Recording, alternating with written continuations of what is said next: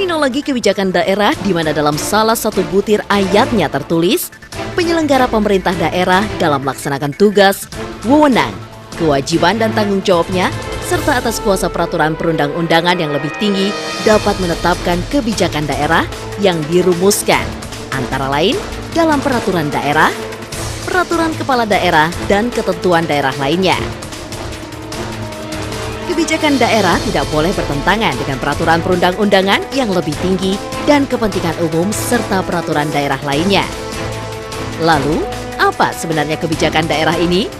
Apa bentuk dari kebijakan daerah ini? Serta seberapa penting adanya kebijakan daerah dalam sistem pemerintahan? Kalau buat saya pribadi sih, kita kan negara demokrasi. Seharusnya hal-hal kayak gitu nggak usah lah dimasuk-masukin ke suatu negara yang mengaku-ngaku kita nasionalis gitu. Ya, kalau kayak begitu caranya kan berarti kita punya jarak gap di antara satu wilayah dengan wilayah lain. Bisa saja di daerah saya misalnya Maluku karena mayoritas saya Kristen, di sana kita bisa aja bikin mungkin nggak boleh ada pembangunan masjid. Boleh dong. Ya kan? Berarti kalau kita sudah menyimpang dari undang-undang itu berarti ada sesuatu yang tidak beres. Kalau bisa sih dihapuskan. Saya juga tidak mau menyalahkan pemimpin daerah tersebut, tapi lebih ke pemimpin yang di atasnya, mungkin yang di pusat harus lebih tegas dan harus berani untuk menghapus perda-perda daerah yang sudah menyimpang dari undang-undang. Kalau untuk undang-undang sebenarnya itu daerah tidak bisa melanggar dari undang-undang dasar itu, tapi bisa dilihat dari kebutuhan daerah itu sendiri. Kalau memang daerahnya kurang ini, bisa disesuaikan dengan kebutuhannya daerah masing-masing. Seringkali kita jumpai demo dari masyarakat yang menentang terhadap perda yang dikeluarkan oleh pemerintah daerah atau Pemda. Perda yang menuai kritik atau unjuk rasa biasanya dikarenakan tidak memperhatikan kepentingan umum. Kebijakan daerah yang notabene dibuat oleh legislator, pembuat kebijakan di daerah, dalam hal ini DPRD, dan bisa juga kepala daerah dalam lingkup wilayahnya dengan tujuan untuk memenuhi tuntutan atau kebutuhan masyarakat daerah, seharusnya memang berpihak kepada rakyat. Saya tetap tidak sependapat kalau daerah otonomi khusus membuat sebuah undang-undang yang bertentangan dengan ketentuan pusat atau undang-undang yang lebih tinggi. Apalagi misalnya kebebasan beragama, kebebasan beribadah dan sebagainya. Yang pastinya memang pemerintah pusat harus benar-benar mengawasi produk-produk undang-undang ini, karena kalau tidak kan akan menimbulkan konflik seperti yang di Tolikara kemarin. Kebijakan daerah dapat berupa peraturan daerah, baik di tingkat provinsi maupun kabupaten atau kota. Peraturan gubernur, bupati, wali kota. SK gubernur, bupati, wali kota. Instruksi gubernur, bupati, wali kota. Pemerintah daerah sebagai kepanjangan tangan dari pemerintah pusat seharusnya bisa memberikan pelayanan yang baik terhadap publik. Kebijakan yang dibuat oleh pemerintah daerah juga sebagai bagian integral dari kebijakan nasional. Pembedanya terletak pada bagaimana memanfaatkan kearifan potensi, inovasi, dan sains serta kreativitas daerah untuk mencapai tujuan nasional di tingkat lokal. Nah, dia harus benar-benar netral dulu pikirannya, baru dia bisa duduk semuanya merencanakan aturan yang lebih baik lagi sebenarnya buat kesesuaian sama wilayah-wilayah ini sih sebenarnya. Mestinya kebijakan yang tidak merugikan negara tapi adalah memang bermanfaat bagi masyarakat. Itu tidak ada masalah kalau tidak sesuai dengan aturan, tapi dia memang bertujuan untuk kebaikan.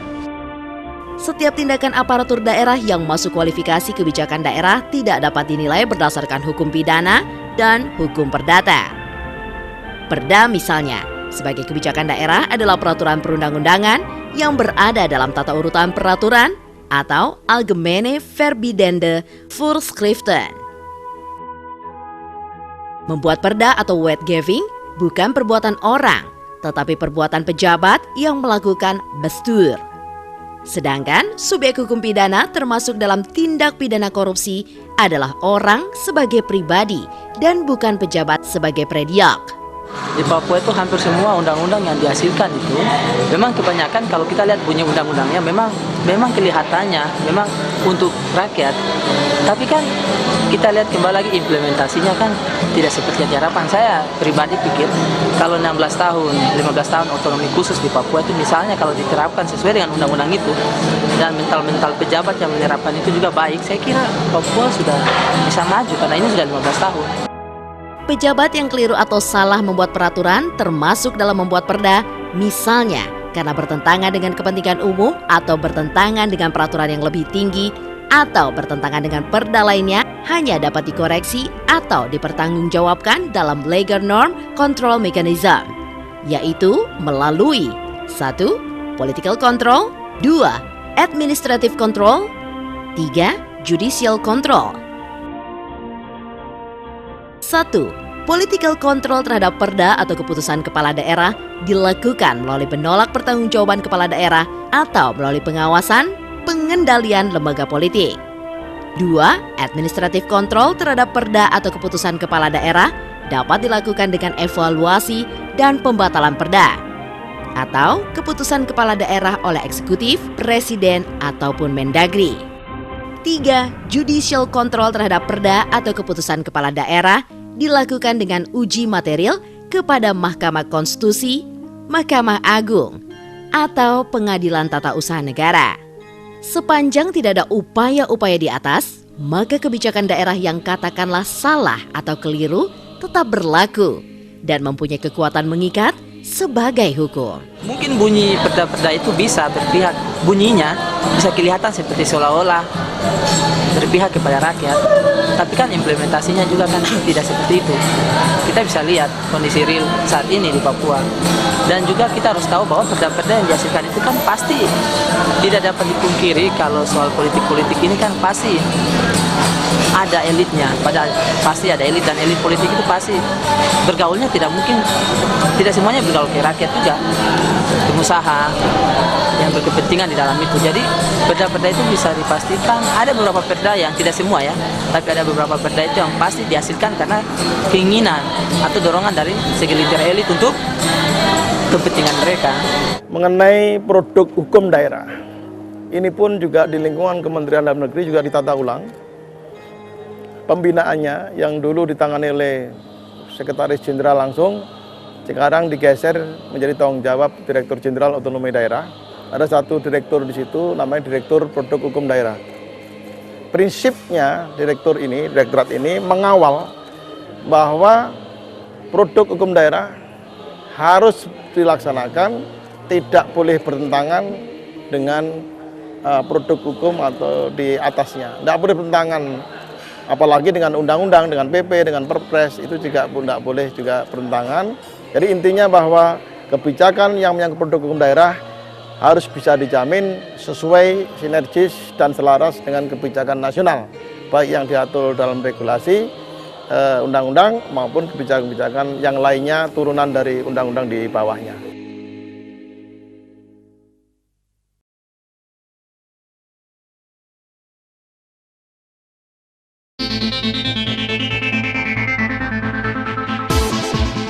Peraturan daerah itu tidak boleh bertentangan dengan PP misalnya. Itu secara normatifnya, ya secara normatifnya. Cuman secara di lapangan saya pikir memang masih banyak kendala ya, masih banyak kendala yang dilakukan atau yang di lapangan. Tidak profesionalnya pelaksana dari pembuat undang-undang atau perda di daerah. Jadi saya pikir memang harus ada ke depan itu kaderisasi pembuat peraturan perda atau peraturan daerah. Jadi kaderisasi artinya bagaimana supaya meningkatkan, terutama di pemerintah daerah itu ya, DPRD-nya, mungkin tenaga ahli, staf ahlinya itu memang harus profesional. Sehingga sebuah peraturan yang dikeluarkan oleh daerah, perda dalam bentuk perda, itu tidak akan mungkin bertentangan dengan peraturan-peraturan di atasnya. Kebijakan daerah diantaranya dapat berwujud dua bentuk tindakan. 1. Kebijakan daerah dalam bentuk pembuatan peraturan daerah. 2. Kebijakan daerah dalam bentuk pembuatan keputusan daerah. Kalau buat saya pribadi, dengan adanya aturan yang diacu hukum camping gitu, enggak lah, hukuman cambuk itu menurut saya sih itu emang melanggar HAM ya. Kayak bom bunuh diri aja yang hukuman mati aja itu udah banyak pro dan kontra. Sedangkan yang di Aceh itu harus hukum cambuk. Di situ kan ada yang namanya melanggar hak asasi manusia kan. Saya sih kurang setuju ya, karena itu kan misalnya pencambukan itu kan di undang-undang hukum yang saya tahu sih tidak ada. Jadi kalau misalnya bersalah ya dibawa ke ranah hukum, bukan ke cambuknya. Aparatur daerah yang merumuskan, mengusulkan, membahas, dan karenanya menetapkan peraturan daerah atau perda dan keputusan kepala daerah pada dasarnya tidak dapat dimintai pertanggungjawaban dari segi hukum pidana. Nah, justru yang perlu diwaspadai dan diawasi bersama adalah penyalahgunaan kewenangan oleh pembuat perda. Penyalahgunaan kewenangan di sini berarti menggunakan kewenangan tidak sesuai dengan tujuan adanya kewenangan itu sendiri atau détournement de pouvoir. Kalau memang daerah itu menganggap bahwa perda lebih baik pada undang-undang, ya silakan di judicial review. Ya ada wadah kita ya untuk melakukan perubahan terhadap peraturan di atasnya. Ada aturannya. Kalau memang di atas undang-undang akan dirubah misalnya, itu dilakukan di MK. Dan kalau misalnya ya undang-undang di bawah undang-undang, peraturan di bawah undang-undang dilakukan judicial review oleh Mahkamah Agung. Jadi saya kira boleh-boleh saja perda itu ya bertentangan dengan undang-undang, tapi segera diubah atau segera di judicial review oleh masyarakat atau mungkin oleh daerah itu, sehingga antara perda dan peraturan-peraturan di atasnya tidak bertentangan. Karena itu, membuat perda merupakan menggunakan kewenangan yang kalaupun salah atau keliru hanya dapat dilawan dengan legal norm control mechanism. Selain membuat peraturan atau regeling, bentuk kebijakan daerah adalah membuat keputusan basiking. Tidak semua basiking yang salah atau keliru merupakan suatu perbuatan bersifat melawan hukum atau penyalahgunaan kewenangan dalam tindak pidana korupsi. Disebut melawan hukum apabila berbuat bertentangan dengan hukum, yaitu berbuat tanpa dasar hukum. Dasar hukumnya ada yang ditentukan dalam undang-undang dan ada yang tidak, yang dikenal dengan diskresi. Pemerintah daerah tidak seharusnya semena-mena untuk membuat peraturan daerah yang tidak yang berseberangan dengan atau yang tidak sejalur dengan undang-undang negara Republik Indonesia. Dan menurut saya kalau tidak cocok, berarti peraturan undang-undang daerah itu dicabut saja. Kalau untuk dicabut kayaknya nggak bisa. Yang penting itu harus sama-sama berjalan seiringnya waktu agar bisa mencapai apa yang menjadi tujuan akhirnya. Apabila ada keputusan yang merupakan penggunaan kewenangan yang diberikan undang-undang yang salah atau keliru, maka hal ini hanya dapat dilawan dengan mengajukan gugatan ke petun. Jadi sebenarnya peran masyarakat juga diperlukan sebagai kontrol terhadap kebijakan yang dikeluarkan oleh pemerintah daerah. Apabila ada yang tidak sesuai dengan tujuan nasional secara keseluruhan, maka masyarakat bisa mengajukan gugatan. Karena ada sebenarnya misalnya potensi merugikan negara, unsur merugikan negara. Lalu berapa besar kenegaraan itu secara nominal yang bisa kerugian negara? Nggak ada. Tapi terserah orang kan yang mau menerjemahkan itu macam-macam saja. Nah itu. Kebijakan daerah bagaimanapun juga tetap memperhatikan kearifan lokal. Misalnya saja, ketika daerah memiliki kekayaan alam yang masih belum digali seluruhnya, sebaiknya tidak mengeksploitasi secara berlebihan. Atau justru sebaliknya, ketika ada investor yang berminat untuk membuka usaha atau berinvestasi di suatu daerah, seharusnya disambut oleh pemerintah daerah dengan perizinan yang tidak berbelit-belit. Pemerintah daerah bekerja sama secara harmonis dengan DPRD sebagai mitra yang sejajar. DPRD sebagai lembaga yang membentuk perda harus bisa bersinergi dengan kepala daerah yang melaksanakan fungsi pelaksanaan atas perda dan kebijakan daerah.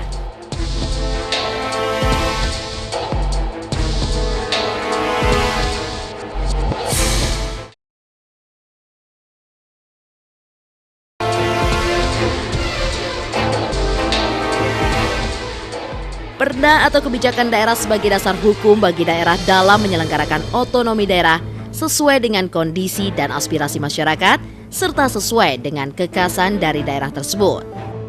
Seharusnya mereka harus tahan ego dulu sih sebenarnya.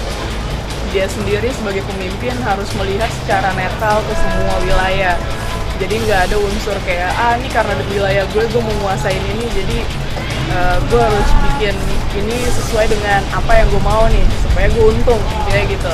Sebenarnya perda itu untuk kepentingan rakyat di daerah, tetapi kenyataan yang terjadi di daerah itu adalah dibuat untuk kepentingan orang-orang elit itu. Maka perda itu dengan sendirinya rakyat tidak bisa mengikutinya karena kebutuhannya tidak sesuai dengan perda yang ditetapkan. Jadi tentu saja perda daerah satu dengan yang lainnya kadang tidak sama. Perda hanya berlaku dalam batas-batas yurisdiksi daerah yang bersangkutan. Namun, perda tersebut juga tidak boleh bertentangan dengan undang-undang yang lebih tinggi tingkatannya sesuai dengan hierarki perundang-undangan yang berlaku di Indonesia. Membingungkan dan peraturan daerah, kan kita Indonesia ini kan negaranya besar. Nanti ada daerah istimewa yang membuat peraturan daerahnya sendiri, sehingga nanti ada perpindahan penduduk dari daerah istimewa ini ke daerah lain. Mereka susah menyesuaikan dengan daerah situ karena mereka sebelumnya di daerah itu ada peraturan yang mengikat. Di dalam undang-undang itu tidak disebutkan bupati wajib memberikan rekomendasi. Inilah sebuah contoh.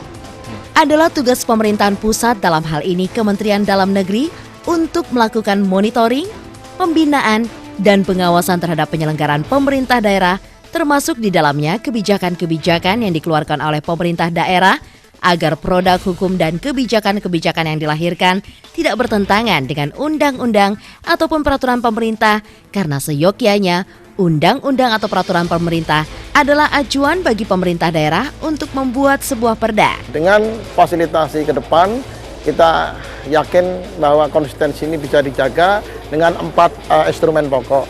Yang pertama adalah kita akan menerapkan e-fasilitasi, namanya e-perda. E-perda, kalau dulu fasilitasinya dengan pemerintah daerah itu harus datang, kemudian diskusi dan seterusnya, surat menyurat, saya kira tidak. Ke depan kita akan menggunakan elektronik fasilitasi, sehingga proses diskusi dengan Pemda sebelum ditetapkan dengan perda, kita buka proses konsultasi, diskusi antara pemerintah pusat, CQ Kementerian Dalam Negeri dengan pemerintah daerah. Ini e-fasilitasi, sehingga jangan sampai barang salah dinaikin ke atas, belum dikonsultasikan, supaya ini lebih efisien. Kementerian Dalam Negeri telah berupaya untuk melakukan monitoring, pembinaan dan pengawasan tersebut untuk menselaraskan perda-perda yang selama ini bertentangan dengan peraturan pemerintah maupun undang-undang. Namun, semua kembali lagi kepada daerah-daerah yang dibina. Yang poin kedua, kita menggunakan instrumen training penyusunan produk hukum daerah. Selama ini produk hukum daerah kadang disusun oleh teman-teman yang secara kapasitas tidak menguasai secara teknis perundang-undangan. Karena itu kita harus memastikan setiap tahun kita harus adakan training peningkatan kapasitas kemampuan penyusunan perundang-undangan guna menjamin produk hukum yang betul-betul berkualitas.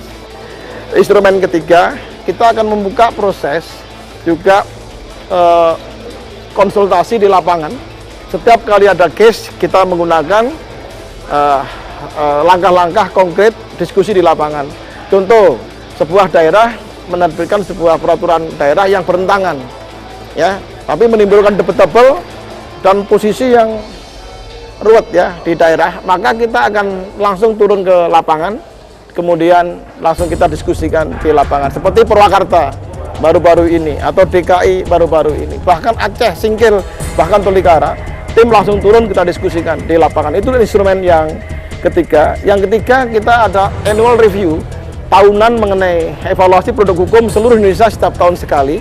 Kita selenggarakan untuk menyamakan pemahaman antar seluruh kepala biro hukum, bahkan juga antara sekretaris dewan bersama pemerintah eksekutif dalam biro hukum di daerah, untuk sama-sama membangun satu kebersamaan, kesepahaman lah. Saya kira Dengan 4 instrumen ini, saya yakinnya ke depan akan berkurang jumlah produk hukum daerah yang bertentangan dengan produk hukum nasional, terutama undang-undang, peraturan pemerintah, dan juga peraturan presiden.